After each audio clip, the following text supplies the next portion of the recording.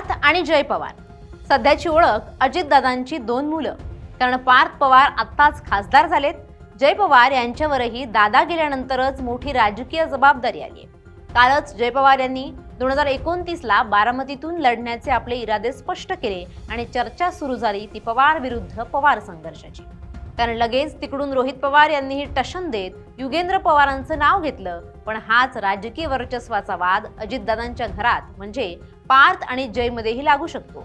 हे सुनेत्रा पवारांनी वेगळं ओळखलंय.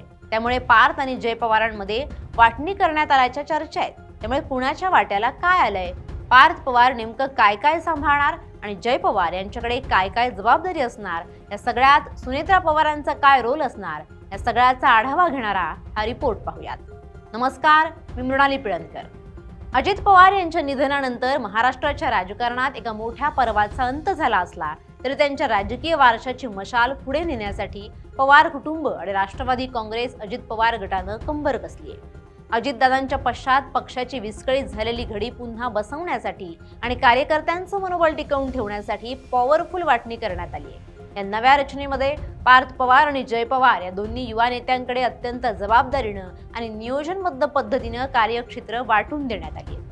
राष्ट्रवादी काँग्रेसच्या कोअर कमिटीनं घेतलेल्या निर्णयानुसार आता पक्षात त्रिस्तरीय नेतृत्व पद्धती अंमलात येईल. यामध्ये सुनेत्रा पवार या पक्षाच्या सर्वोच्च स्थानी राहून धोरणात्मक निर्णय घेतील, तर पार्थ आणि जय हे प्रत्यक्ष मैदानात उतरून पक्षाची बांधणी करतील.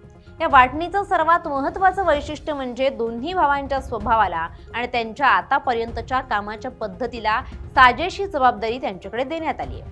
आता पार्थ पवार यांच्याकडे काय काय असणार हे सुद्धा डिटेलमध्ये पाहूयात. पार्थ पवार यांना राज्यसभेवर पाठवण्याचा निर्णय हा अत्यंत धोरणात्मक मानला जातोय. अजितदादांच्या निधनानंतर दिल्लीतील भाजप आणि एनडीएच्या नेत्यांशी समन्वय साधण्यासाठी एका प्रबलभ आणि विश्वासू चेहऱ्याची गरज होती. पार्थ पवार यांनी यापूर्वी मावळ लोकसभा मतदारसंघातून निवडणूक लढवली होती.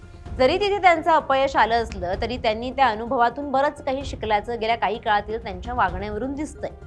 पार्थ यांच्याकडे आता मुंबई आणि दिल्ली या दोन अत्यंत महत्त्वाच्या केंद्रांची जबाबदारी असेल.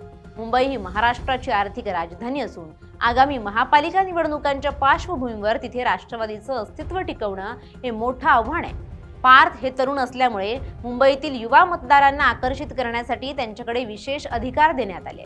तसंच दिल्लीत राहून महाराष्ट्राच्या प्रलंबित प्रश्नांकडे केंद्र सरकारकडे पाठपुरावा करणं आणि राष्ट्रीय राजकारणात पवार कुटुंबाचा दबदबा कायम ठेवणं ही त्यांची प्राथमिक जबाबदारी असेल. तर दुसरीकडे जय पवार यांचा फोकस हा ग्रामीण राजकारणाकडे असणार आहे. दादांचे धाकटे चिरंजीव जय पवार यांनी गेल्या काही वर्षात बारामतीमध्ये स्वतःची एक वेगळी ओळख निर्माण केली आहे. अजितदादांच्या अनुपस्थितीत बारामतीचा गड राखणं हे सर्वात मोठं आव्हान होतं, जे जय यांनी लिलया पेललंय.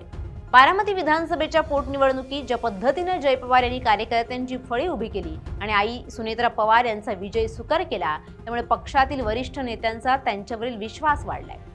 जय यांच्याकडे बारामती, पुणे जिल्हा आणि पश्चिम महाराष्ट्रातील ग्रामीण भागाची जबाबदारी सोपवण्यात आली आहे. जय पवार यांचा स्वभाव हा त्यांच्या वडिलांसारखाच अजितदादांसारखा आक्रमक आणि कामाचा धडाका लावणार आहे. पहाटेपासून कार्यकर्त्यांच्या भेटीगाठी घेणं, लोकांच्या तक्रारी ऐकणं आणि जागेवरच प्रश्न सोडवणं या कार्यशैलीमुळे ग्रामीण भागातील कार्यकर्त्यांमध्ये ते अल्पावधीतच लोकप्रिय झाले. बारामतीमधील विकास कामांचा पाठपुरावा करणं आणि तिथल्या स्थानिक राजकारणात शरद पवार गटाच्या आव्हानाला प्रत्युत्तर देणं हे जय यांच्या समोरचं मुख्य उद्दिष्ट असेल.